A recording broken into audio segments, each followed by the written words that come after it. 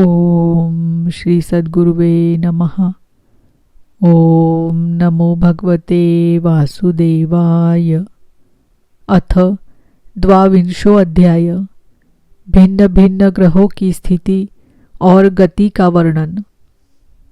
राजा परीक्षित ने पूछा, भगवान, आपने जो कहा कि यद्यपि भगवान सूर्य राशियों की ओर जाते समय मेरु और ध्रुव को दाईं ओर रख कर चलते मालूम होते हैं, किंतु वस्तुतः उनकी गति दक्षिणावर्त नहीं होती, इस विषय को हम किस प्रकार समझे? श्री शुकदेव जी ने कहा, राजन, जैसे कुम्हार के घूमते हुए चाक पर बैठकर उसके साथ घूमती हुई चींटी आदि की अपनी गति उससे भिन्न ही है, क्योंकि वह भिन्न भिन्न समय में उस चक्र के भिन्न भिन्न स्थानों में देखी जाती है। उसी प्रकार नक्षत्र और राशियों से उपलक्षित काल चक्र में पड़कर ध्रुव और मेरु को दाएं रखकर घूमने वाले सूर्य आदि ग्रहों की गति वास्तव में उससे भिन्न ही है, क्योंकि वे काल भेद से भिन्न भिन्न राशि और नक्षत्रों में देख पड़ते हैं।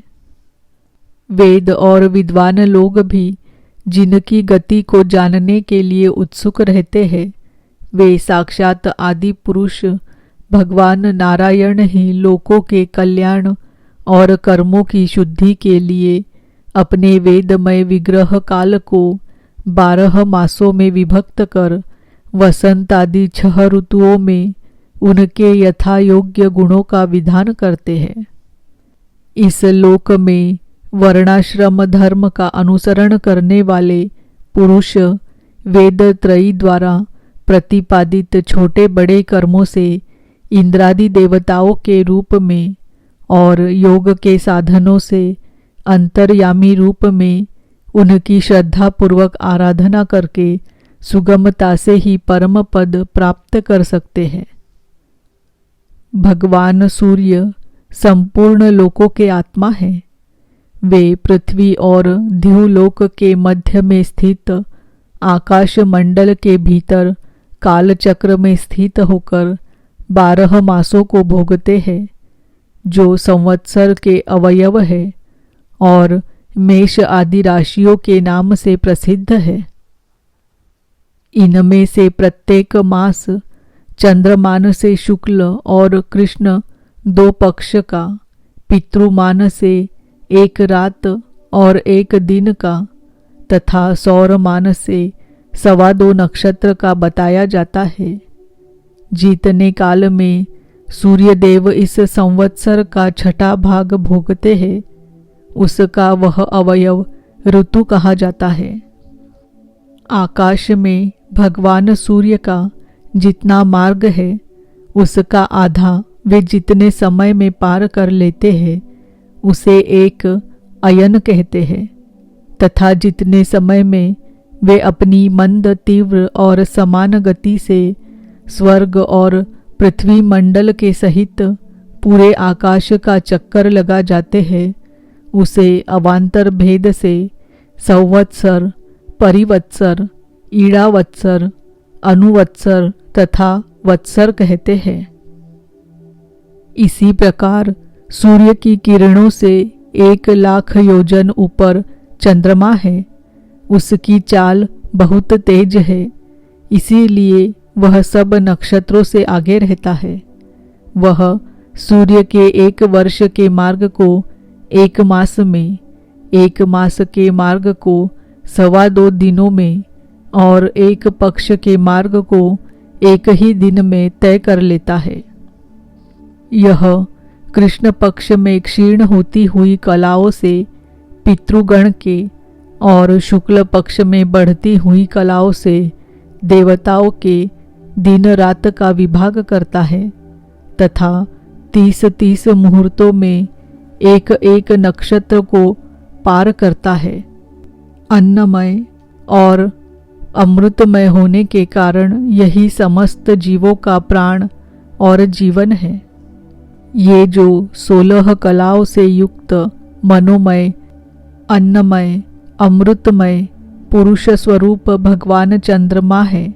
ये ही देवता, पितर, मनुष्य, भूत, पशु, पक्षी, सरीसृप और वृक्षादि समस्त प्राणियों के प्राणों का पोषण करते हैं। इसीलिए इन्हें सर्वमय कहते हैं। चंद्रमा से 3 लाख योजन ऊपर अभिजीत के सहित 28 नक्षत्र है। भगवान ने इन्हें कालचक्र में नियुक्त कर रखा है। अतः ये मेरु को दाईं ओर रखकर घूमते हैं। इनसे 2 लाख योजन ऊपर शुक्र दिखाई देता है। यह सूर्य की शीघ्र, मंद और समान गतियों के अनुसार उसी के समान कभी आगे, कभी पीछे और कभी साथ साथ रहकर चलता है। यह वर्षा कराने वाला ग्रह है। इसीलिए लोगों को प्रायः सर्वदा ही अनुकूल रहता है। इसकी गति से ऐसा अनुमान होता है कि यह वर्षा रोकने वाले ग्रहों को शांत कर देता है। शुक्र की गति के साथ साथ बुध की भी व्याख्या हो गई। शुक्र के अनुसार ही बुध की गति भी समझ लेनी चाहिए। यह चंद्रमा का पुत्र शुक्र से 2 लाख योजन ऊपर है। यह प्रायः मंगलकारी ही है, किंतु जब सूर्य की गति का उल्लंघन करके चलता है तब बहुत अधिक आंधी, बादल और सूखे के भय की सूचना देता है। इससे 2 लाख योजन ऊपर मंगल है। वह यदि वक्र गति से न चले तो एक एक राशि को 3 पक्ष में भोगता हुआ 12 राशियों को पार करता है। यह अशुभ ग्रह है और प्रायः अमंगल का सूचक है। इसके ऊपर 2 लाख योजन की दूरी पर भगवान बृहस्पति जी है। ये यदि वक्र गति से न चले तो एक एक राशि को एक एक वर्ष में भोगते हैं। ये प्रायः ब्राह्मण कुल के लिए अनुकूल रहते हैं। बृहस्पति से 2 लाख योजन ऊपर शनैश्चर दिखाई देते हैं। ये 30 महीने तक एक एक राशि में रहते हैं। अतः इन्हें सब राशियों को पार करने में 30 वर्ष लग जाते हैं। ये प्रायः सभी के लिए अशांतिकारक है। इनके ऊपर 11 लाख योजन की दूरी पर कश्यपादि सप्तर्षि दिखाई देते हैं। ये सब लोगों की मंगल कामना करते हुए भगवान विष्णु के परम पद ध्रुवलोक की प्रदक्षिणा किया करते हैं। इति श्रीमद्भागवते महापुराणे पारमहंस्याम संहितायां पंचमस्कन्धे ज्योतिश्चक्रवर्णने 22 अध्यायः। ओम नमो भगवते वासुदेवाय। ओम नमो भगवते वासुदेवाय। ओम नमो भगवते वासुदेवाय।